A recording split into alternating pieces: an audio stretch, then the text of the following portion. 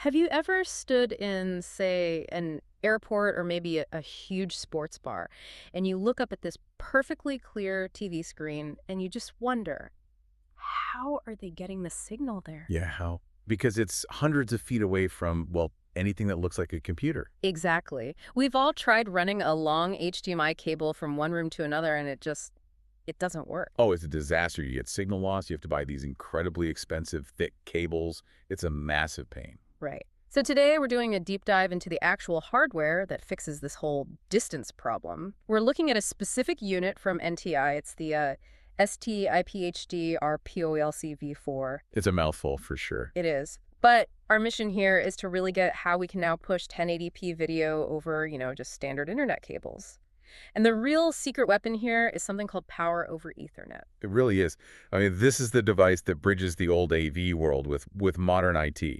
At its core, this NTI box is a remote unit. It takes the video and audio, Yeah. and it multicasts over a network. So you're not using a dedicated video cable anymore. You're just using data packets. You're using data packets, which completely changes the game. You're not stuck with the limits of copper HDMI. You're now using CC6, CC7, the kind of Ethernet cord you can buy anywhere. Okay, so that must blow the distance limits wide open then.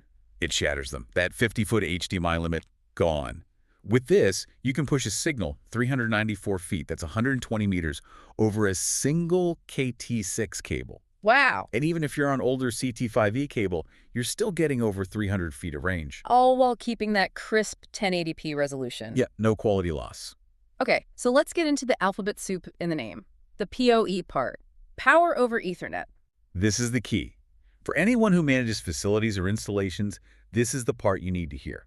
Normally, you mount a TV on a wall and you have two problems. The signal and the power. The signal and the power. You need an electrician to come install an outlet right behind the screen for the little receiver box. Which doubles your cost and adds a bunch of ugly wires to hide. Exactly. But with PoE, the power travels down the same Ethernet cable as the video data. So no power brick. No power brick, no extra outlet, one cable plugs in and the whole thing just turns on. It's incredibly clean. That's a huge deal. But I want to push on the networking side. If video is just data now, it's not always a single wire from point A to point B, is it? It can be. That's what we call a point-to-point connection. Simple. But the real magic is in scalability. Point to many. Point to many. You can have one source, like a digital menu in a restaurant, and broadcast it to, I think it's up to 253 different screens at the same time. Okay, but hold on. If I'm flooding my network with high-def video for 200 screens, isn't that going to, crash everything else? My credit card machines, my office computers. It absolutely would if you didn't manage it properly. And that's why for those complex setups, you have to use a managed network switch. You have to set up something called a VLAN. A virtual local area network. So it's like creating a special dedicated lane on the data highway just for the video traffic, right? That's the perfect analogy. You're walling it off so the video stream doesn't collide with your email or anything else. It keeps everything running smoothly. And what if that 394-foot range still isn't enough? Well, you can cascade the switches. You mean daisy chain them? Pretty much. You can link up to 3 switches in a row. And that pushes your total distance to 1,575 feet. That's almost a third of a mile. The third of a mile, still delivering a perfect 1080p signal. But at that distance, I've lost control. I can't point my remote at the media player if it's in another building. They thought of that. The unit has built-in IR support. You plug this tiny little sensor into the box behind the TV. When you point your remote at it, it sends the signal back. It sends the signal all the way back down the Ethernet cable to the source, so you can pause, play, change the channel. As if you were standing right in front of it. And the latency is only about 80 milliseconds, so it feels completely instant. It's just amazing. It really feels like AV is just becoming another part of IT.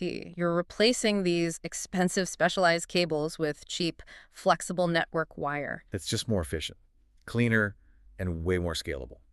So a final thought to leave you with, if we can now push both power and high-definition video hundreds, even thousands of feet over a single thin network cable with almost no latency, are we seeing the beginning of the end for dedicated video cables?